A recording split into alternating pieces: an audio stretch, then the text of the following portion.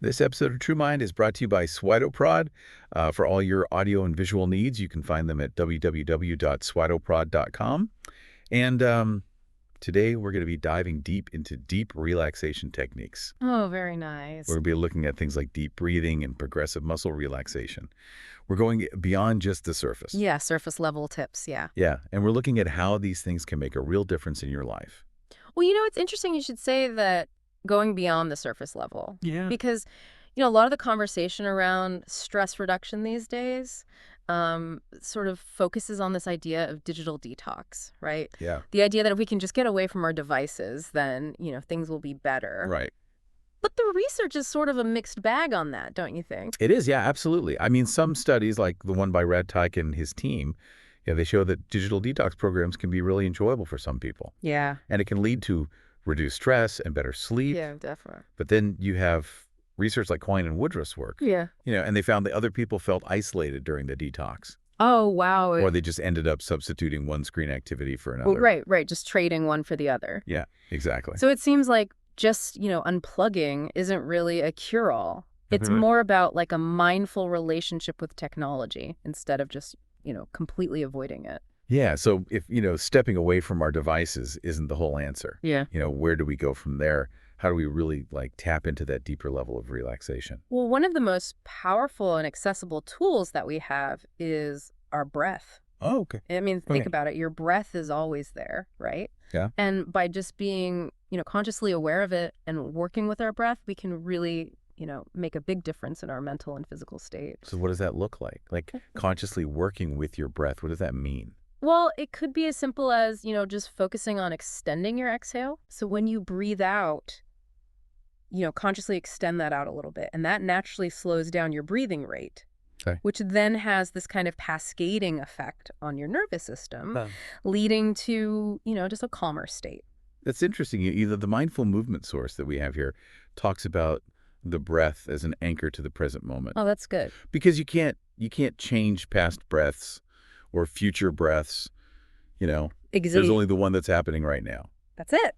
That's kind of a nice thing to think about. Yeah, and that's the beauty of it, right? Is that you can access it anywhere, anytime. Yeah. So you're feeling overwhelmed in a meeting, just take a few deep breaths. Mm-hmm. Stuck in traffic. Deep breaths, it's like you have this portable relaxation tool. Right in your pocket. Yeah, like a reset button for your nervous system. Exactly. So are there other techniques that work kind of in that similar way, that give you that same kind of on-demand relaxation? Yeah, definitely. Progressive muscle relaxation, or they call it PMR, is another really, really effective technique. Okay. And this one involves, systematically tensing and releasing different muscle groups in your body. So you're consciously creating tension. Yeah, you're creating the tension consciously and then letting it go. Okay. And what's really interesting about this, and, Jacobson and Toussaint, did some research on this, it engages both the top-down and the bottom-up neural pathways. Okay, so the top-down is that conscious control. Exactly. The conscious control when you tense the muscle, and the bottom-up is the sensory feedback that your brain receives when you release that tension. Oh, okay. And so it's sort of this dual action approach that seems to be really powerful in, inducing deep relaxation. Wow, it's like a full system reboot for your body. You know? Totally. Both physically and mentally. Totally. So that sounds like a great technique to try when you're, feeling tense or stressed. For sure. Yeah. And, it's not just about managing those moments of acute stress. Oh, yeah. These techniques also have long-term benefits for, just your overall well-being. Have you ever noticed how much calmer and clearer you feel after spending time in nature? Oh, absolutely. Yeah. Right. There's something about being outdoors that's so grounding and restorative. Right. And it's not just a feeling either. Right. There's more and more research coming out, like the work by James and his colleagues. And they're really looking into this, how being exposed to nature has this really profound effect on both our mental and physical health. We're talking about things like, boosted immune function, improved post-operative recovery. Really?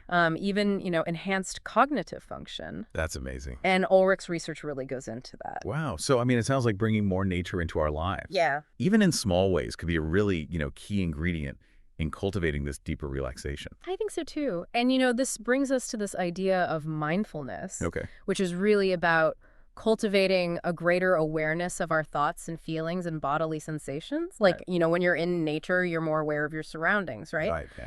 So it's similar to that, but with, your inner world. So being present in the moment without judgment. Exactly. And the research on this is pretty compelling. Sure. Studies by Creswell and Davis and others have shown that, mindfulness practices can really have a significant impact on how we react to stress. Okay. People who practice mindfulness regularly, Yeah. they tend to have, less intense emotional responses when, difficult things happen. That's powerful. It is. It is. Yeah. So mindfulness could be like a real game changer I think so. when it comes to, navigating the ups and downs of life with more grace and resilience. But, what does that look like in practice?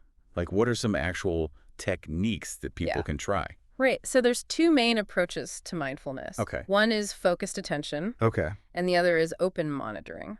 Okay. And focused attention, involves choosing something specific to focus on. Right. It could be your breath.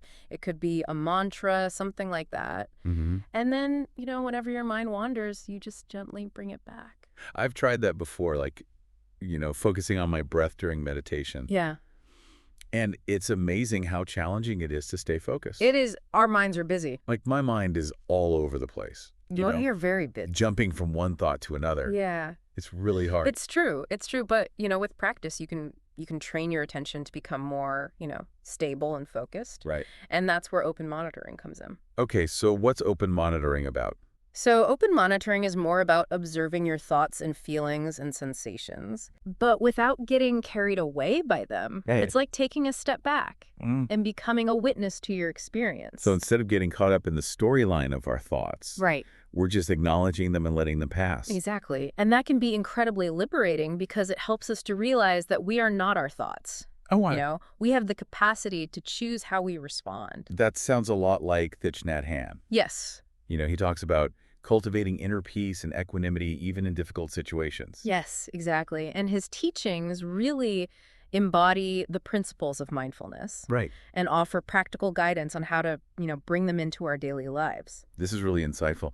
So it seems like these techniques, go beyond just finding moments of calm. Yeah. It's really about cultivating a deeper awareness of ourselves and our relationship to the world around us. I think that's true. And, this leads to another fascinating aspect of mindfulness, which is its potential role in changing unhealthy habits, Oh, okay. particularly in the context of addiction. That's really interesting. I've heard about mindfulness-based interventions being used to help people overcome, various addictions. Mm-hmm. So how does mindfulness help with something like that?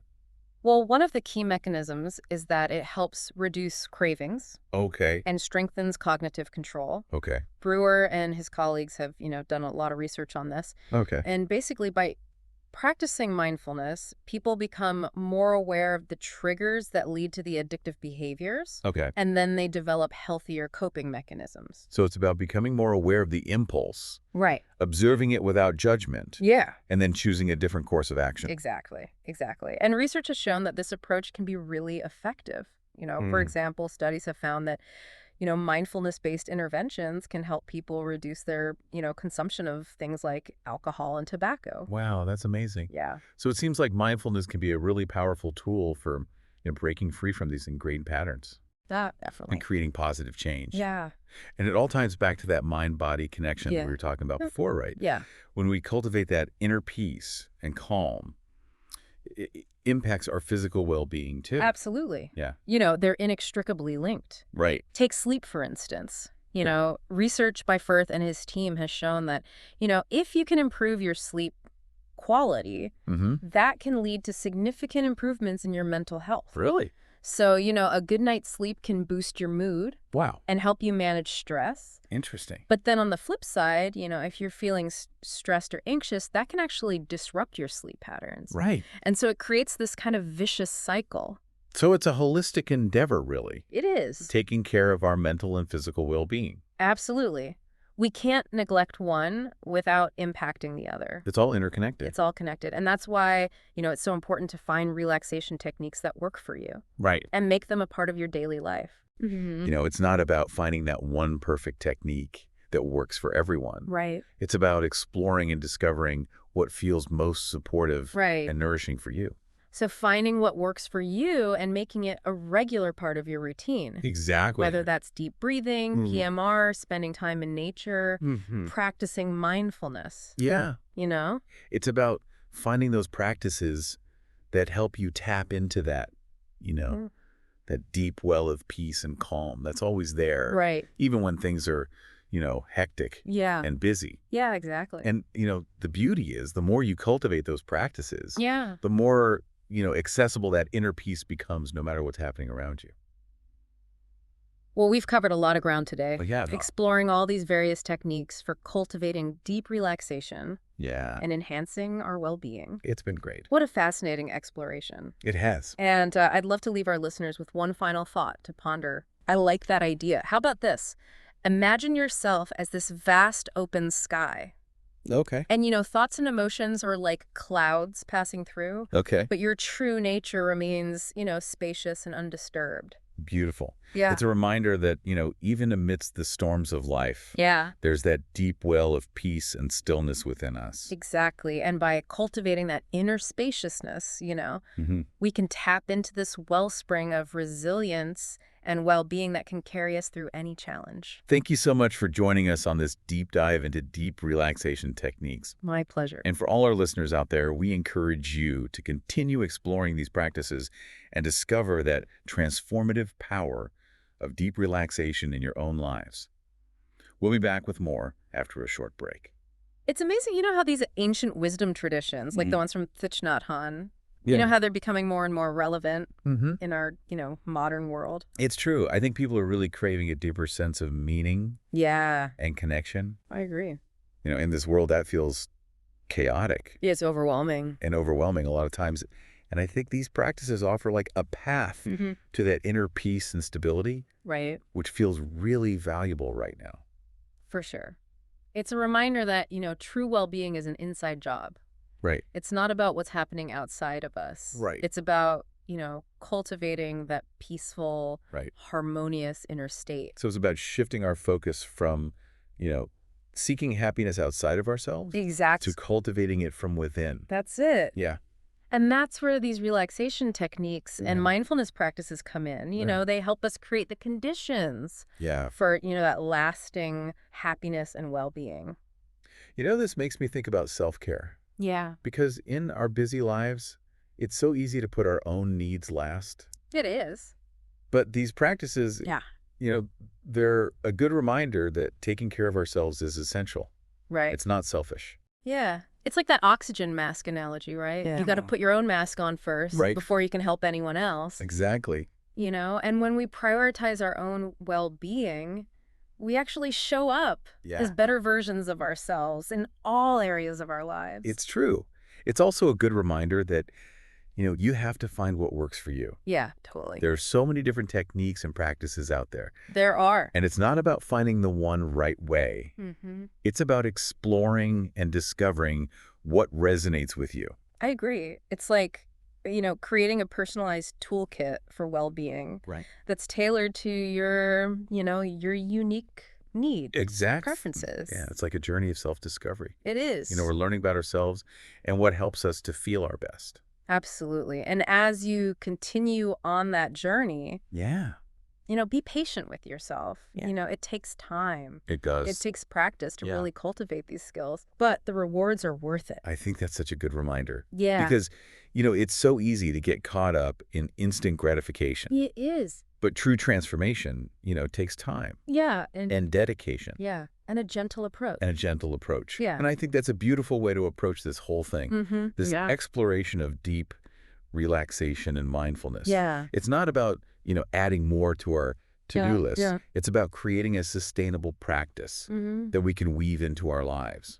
I agree. It's about finding ways to, integrate these practices into our existing routines. Right. It could be something as simple as taking a few conscious breaths before you start your workday, or doing a short guided meditation at lunch. Those are great ideas. Simple but effective Yeah. ways to bring more, mindfulness and relaxation into our lives. Exactly. And over time, those small moments can really have a ripple effect, creating a greater sense of peace and clarity and well-being, Right. in all areas of your life. This makes me think about setting intentions. Mm-hmm. If we really want to create lasting change, Yeah. it starts with, a conscious commitment Yeah. to prioritize our well-being. You're absolutely right. It's about making a choice. Right. To invest in ourselves. Yeah. And that could look like, a lot of different things. Yeah. Committing to a regular meditation practice, maybe signing up for a yoga class, or even just spending more time in nature. Finding what nourishes you. Exactly. And making it a priority. And as we do that, we're not only benefiting ourselves, Right. but we're creating this ripple effect that extends outwards to, everyone around us. I love that. Yeah. It makes me think about community. Yeah. Because we don't have to do this alone. We don't. There's so many resources and support systems out there. Absolutely. To help us on this journey. There are mindfulness groups, meditation centers, yoga studios, online communities, all dedicated to supporting people in, cultivating these practices. And connecting with others, who share those values can be really empowering. It can be. And motivating. It's like we're all in this together, right? Yeah. Supporting each other on this journey to well-being. It reminds us that, we're not just these isolated individuals. Right. But we're part of this larger web of life. Beautifully said. That interconnectedness is a real source of strength and resilience. I'm so grateful for this conversation. Me too. It's been a wonderful reminder of the power of, these techniques. Yeah. In really transforming our lives and creating a more peaceful and harmonious world. It's been a pleasure exploring these topics with you. Likewise. And remember, the journey to well-being is ongoing. Yes. It's about, continuous learning and growth and self-discovery. That's a beautiful message to carry with us. Yeah. As we continue on this path. It is. And for all our listeners out there, embrace the journey. Be patient with yourselves. Yes. And celebrate the small victories along the way. Yes. Every step you take towards cultivating inner peace and well-being is a step towards creating a more beautiful and compassionate world. Well said. And on that note, we'll continue our deep dive into deep relaxation and mindfulness right after this. Welcome back to True Mind.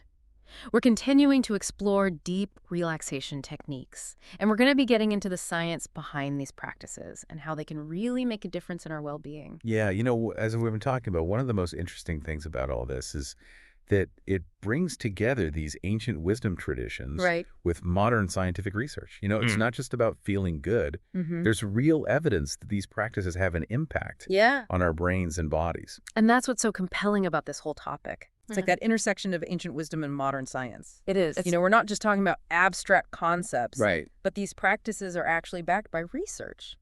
Yeah, a good example of that is the research on stress reduction. Okay. Studies have shown that practices like mindfulness meditation can actually change the structure and function of our brains. Wow. And it can lead to, decreased stress reactivity. So it's not just about feeling calmer in the moment. Right. It's about actually rewiring our brains to be more resilient. Exactly. Yeah. Yeah, we're actually changing the way our brains work. That's incredible. It is pretty remarkable. Yeah. When you think about it, we have this power to actually change our brains through these practices. Yeah. I remember reading a study about how mindfulness can impact the amygdala. Oh, yeah? Which is that part of the brain that's responsible for our fight or flight response. Right. And they found that people who practice mindfulness regularly have less activity in that area when they're exposed to stressful things. Yeah. And there's research showing that mindfulness can actually increase activity in the prefrontal cortex, which is the part of the brain that's associated with executive function and emotional regulation. Right. So it's like strengthening the wise part of our brain. Exactly. And calming down the reactive part. That's a good way to put it. Yeah. Yeah. So that shift in brain activity. Yeah. It obviously has like this huge impact on our overall well-being. It does. We're better able to manage stress, make better decisions. Yeah. Cultivate a sense of emotional balance. Right. We're not just victims of our circumstances. Right. Or our genes. We have the power to change. We do. Yeah. And that's why it's so important to, make these practices a priority, even if it's just a few minutes a day. Right. You don't need hours of free time to really get the benefit. It's about finding ways to, fit it into our lives. It is integrate into our routines. Right. Maybe you start your day with a few minutes of mindful breathing. Yeah. Or take a mindful walk during your lunch break. Simple, but effective. Exactly. Those little things can make a big difference. And the more you practice, the more natural it becomes. It does. It's like building a muscle. Right. The more you use it, the stronger it gets. Yeah, this is really encouraging because it's a reminder that we don't have to be perfect Right. to benefit from these practices. You don't. It's about being consistent Mm-hmm. and being kind to ourselves along the way. Yeah, progress, not perfection. Exactly. And as you continue on this journey, you'll find that deeper sense of peace and clarity and well-being. Yeah. And it'll start to affect all areas of your life. That's amazing. It is. Well, we've reached the end of our deep dive The end. into deep relaxation techniques. I hope you've enjoyed it. I have. And I hope you've learned some valuable things Yeah, that you can start using today. Absolutely. And for all our listeners out there, remember that this journey to well-being, it's ongoing. It is. It's about making a commitment to your mental and physical health. It's a journey worth taking. It is. The benefits are huge. They are. And they can really impact your life. Thank you so much for joining us on this episode of True Mind. It's been my pleasure. And for all our listeners out there, keep exploring, keep practicing, and keep discovering the power of deep relaxation in your own lives. Until next time, be well and stay mindful.